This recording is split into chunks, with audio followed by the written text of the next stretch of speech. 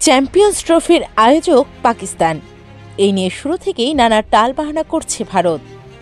পাকিস্তানে খেলতে যাবে না বিশ্ব ক্রিকেটের পরাশক্তিদের এমন অনড় অবস্থানের পর শেষ পর্যন্ত বাধ্য হয়ে ভারতের ম্যাচগুলো নিরপেক্ষ ভেন্যুতে আয়োজনের সিদ্ধান্ত হয়েছে। পাকিস্তান শুরুতে জানিয়েছিল কোনোভাবেই তারা হাইব্রিড মডেলে যেতে রাজি নয়।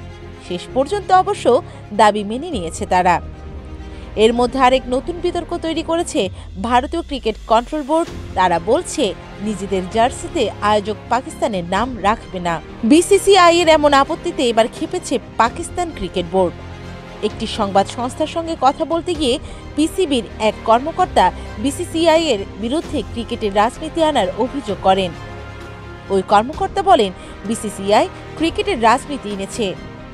এই বিষয়টি খেলার জন্য মোটেও ভালো নয়।